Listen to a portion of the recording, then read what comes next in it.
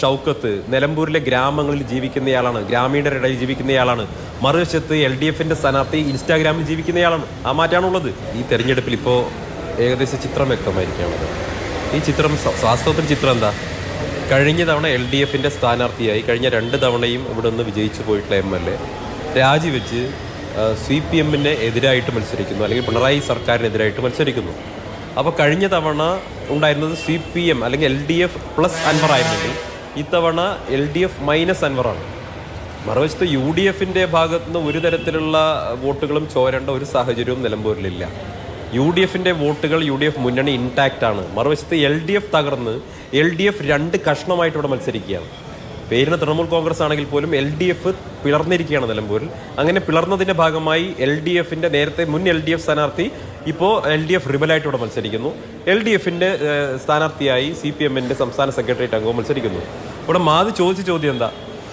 ഞങ്ങൾക്കിവിടെ ഈ വിഷയത്തിൽ ഒരാശങ്കയും ഇല്ലാത്തത് UDFനെ സംബന്ധിച്ച് UDFന്റെ ഗ്രൗണ്ട് വർക്ക്, അതുപോലെ തന്നെ UDFന്റെ മൈക്രോ ലെവൽ ബൂത്ത് മാനേജ്മെന്റ് ഇതെല്ലാം വളരെ പെർഫെക്റ്റ് ആണെന്നുള്ള ഉറച്ച ബോധ്യം ഞങ്ങൾക്കുണ്ട്. ഏറ്റവും ആദ്യം സ്ഥാനാർത്ഥിയെ കൃത്യമായിട്ട് പ്രഖ്യാപിക്കാൻ, ഒരു വിവാദങ്ങളും ഇല്ലാതെ പ്രഖ്യാപിക്കാൻ UDFന് സാധിച്ചു. എണ്ണയിട്ട യന്ത്രം പോലെ, ഒരു മെഷീനറി പോലെ UDFന്റെ സംവിധാനം ഇവിടെ ചലിച്ചുകൊണ്ടിരിക്കുന്നുണ്ട്.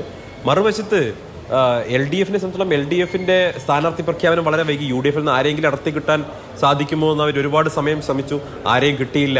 അതിനുശേഷം വളരെ വൈകി CPMന്റെ സംസ്ഥാന സെക്രട്ടേറിയറ്റ് അംഗത്തെ പ്രഖ്യാപിക്കേണ്ടി വന്നു.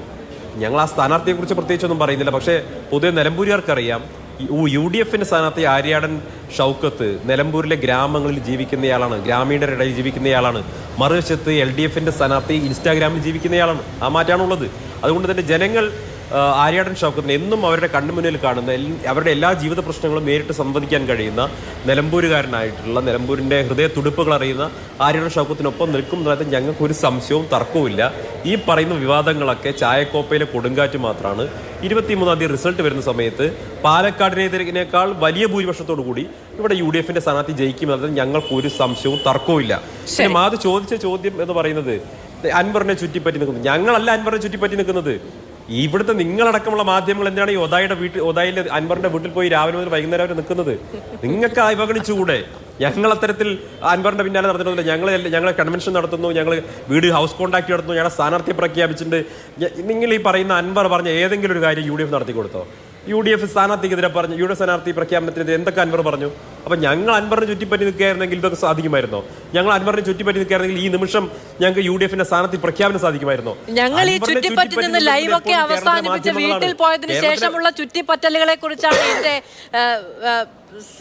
സന്ദീപ് വാര്യരെ ഈ പറയുന്ന ചർച്ചകളൊക്കെ ഉണ്ടായത്. അപ്പൊ ഈ ചുറ്റിപ്പറ്റിയത് ആരാണ് എന്നൊക്കെ ഞങ്ങളോട് തിരിച്ചു ചോദിക്കുന്ന കുറച്ച് കടന്നുപോയില്ലേ? നിങ്ങള് ഒരു കടന്നു പോകൂല. അൻവറിന്റെ അടുക്കളയിൽ വരെ ക്യാമറ വെച്ചുകൊണ്ട് അൻവറിന്റെ 24 മണിക്കൂർ ഷൂട്ട് ചെയ്യാൻ വേണ്ടി അൻവറിന്റെ വീട് ബിഗ് ബോസിന്റെ സ്റ്റുഡിയോ പോലെ മാറ്റിയത് നിങ്ങൾ മാധ്യമങ്ങളാണ്. നിങ്ങൾ ഒപ്പിയെടുക്കാൻ, ഭാവപ്രകടനങ്ങൾ ഒപ്പിയെടുക്കാൻ വേണ്ടി മാധ്യമങ്ങൾ പുറകെ നടക്കാണ്. ഞങ്ങൾക്ക് എന്ത് ചെയ്യാൻ പറ്റും? നിങ്ങൾക്ക് TRP കിട്ടുന്നയാളായിരിക്കാം അദ്ദേഹത്തിന്റെ മാധ്യമങ്ങളുടെ ജോലി അതൊക്കെ തന്നെയാണ്. അൻവർ വാർത്താ സമ്മേളനമുണ്ട്, എനിക്ക് ചില കാര്യങ്ങൾ പറയാനുണ്ട് എന്ന് പറയുമ്പോൾ ഞങ്ങൾ ചെല്ലുന്നു. ഞങ്ങൾ അൻവറിന്റെ വീടുമായി ബന്ധപ്പെട്ട വിശേഷങ്ങളൊക്കെ, ഇപ്പോൾ ശ്രീ M സ്വരാജ് വലിയ പുസ്തക ശേഖരത്തെ കുറിച്ച്, ആര്യാടൻ ഷൗക്കത്തിന്റെ വലിയ പുസ്തക ശേഖരത്തെ കുറിച്ചൊക്കെ നമ്മൾ വാർത്തകൾ ചെയ്തിട്ട് PV അൻവറുമായി ബന്ധപ്പെട്ട വാർത്തകളൊക്കെ കൊടുക്കുന്നുണ്ട്. എന്നിട്ട് അതിനൊക്കെ ശേഷം ഞങ്ങൾ എല്ലാവരും വീട്ടിൽ പോകുന്നു. പക്ഷെ അതിനുശേഷം നേരത്തെ പറഞ്ഞതുപോലെ 11:45 മണിക്ക് ചില ചുറ്റിപ്പറ്റലുകൾ ഉണ്ടാകുന്നു. എന്നിട്ട് ആ ചുറ്റിപ്പറ്റലുകളെ പറ്റി ചോദിക്കുമ്പോൾ നിങ്ങൾ തിരിച്ച് ഞങ്ങളോട് ചോദിക്കുകയാണ്, നിങ്ങളല്ലേ ചുറ്റിപ്പറ്റി നിൽക്കുന്നത് എന്ന്. ഞങ്ങൾക്ക് ഞങ്ങളുടെ തൊഴിലിന്റെ ഭാഗം എന്ന നിലയ്ക്ക് നാട്ടുകാരെ കാണിച്ചുകൊണ്ട്, നാട്ടുകാരോട് പറഞ്ഞുകൊണ്ട്, വിളിച്ചു പറഞ്ഞുകൊണ്ടൊക്കെ ചെയ്യുന്ന ചില കാര്യങ്ങൾ ആരും കാണരുതേ എന്ന് പറഞ്ഞു പോകുന്നു. എന്നിട്ട് പറയുന്നത് വ്യക്തിപരമാണ്, അല്ല രാഷ്ട്രീയമാണ്, അയ്യോ അതല്ല നേരത്തെ പറഞ്ഞതുപോലെ വ്യക്തിപരമാണ്, അയ്യോ രാഷ്ട്രീയമാണ് കേട്ടോ, ഈ നിലയ്ക്കുള്ള കടകം പറയലുകളും. ശരി,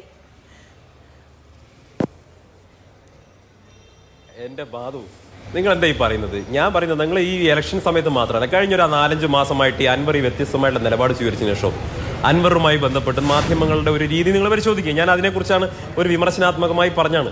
നിങ്ങളത് ഉൾക്കൊള്ളും. നിങ്ങൾ രാഷ്ട്രീയക്കാരെ വിമർശിക്കുമ്പോൾ തിരിച്ച് ഞങ്ങൾക്ക് വിമർശിക്കാമല്ലോ. ഞാൻ മാധ്യമങ്ങളെ വിമർശിക്കുകയാണ്. കാരണം മാധ്യമങ്ങളുടെ സമീപനം അക്കാര്യത്തിൽ ഇതിനെ ഒരു ഔട്ട് ഓഫ് പ്രൊപ്പോർഷൻ, അതിനെ എക്സാജറേറ്റ് ചെയ്തുകൊണ്ട് അവതരിപ്പിക്കുക സ്വാഭാവികമാണല്ലോ. ഇപ്പോൾ ചില രാഷ്ട്രീയ നേതാക്കൾ, വളരെ ഔട്ട്സ്പോക്കൺ ആയിട്ടുള്ള രാഷ്ട്രീയ നേതാക്കളുടെ വായിൽ നിന്ന് എന്തെങ്കിലും കിട്ടിക്കഴിഞ്ഞാൽ അത് TRP ആണ്. അപ്പോൾ ഏതെങ്കിലും ഒരു ചാനലിൽ മിസ്സാവുന്നത് മറ്റൊരു ചാനലിന് സഹിക്കില്ല. അപ്പോൾ എല്ലാവരും അവിടെ ഓടിച്ചെല്ലും. അതൊക്കെ നിങ്ങളുടെ തൊഴിലിൻ്റെ ഭാഗമാണ്, ഞാൻ അതിനെ നിഷേധിക്കുന്നില്ല. പക്ഷേ ഞങ്ങൾ അതിനെ ആ ഗൗരവത്തിലേ കാണുന്നുള്ളൂ. ഞാൻ ചോദിക്കട്ടെ, അൻവർ വാർത്താ സമ്മേളനത്തിൽ പറഞ്ഞ കാര്യങ്ങളൊക്കെ വെച്ചുകൊണ്ടാണ് ഞങ്ങളെ സ്ഥാനാർത്ഥി നിർണ്ണയം ഉണ്ടായിരുന്നെങ്കിൽ ഇന്ന് ഇവിടെ ആര്യാടൻ ഷൗക്കത്ത് സ്ഥാനാർത്ഥിയാവോ? അതല്ലെങ്കിൽ ഞങ്ങൾ ഈ പ്രശ്നത്തിൽ ഇത്രയേറെ മുന്നോട്ട് പോകുമോ? അൻവർ വാർത്താ സമ്മേളനത്തിൽ ഇന്ന് പറഞ്ഞ മുഴുവൻ കാര്യങ്ങളും ഈ തെരഞ്ഞെടുപ്പിന്റെ മുഴുവൻ പ്രചാരണ പരിപാടികളിലും ഏറ്റുപറയുകയാണ് UDF നേതാക്കൾ. അൻവർ ഉയർത്തിയ വിഷയങ്ങളാണ് തെരഞ്ഞെടുപ്പിന്റെ ഇപ്പോഴത്തെയും പ്രധാനപ്പെട്ട വിഷയം, അൻവർ അല്ല എന്ന് തന്നെ ഇന്ന് UDFന്റെ പല നേതാക്കളും പറഞ്ഞിട്ടുണ്ട്. ശരി.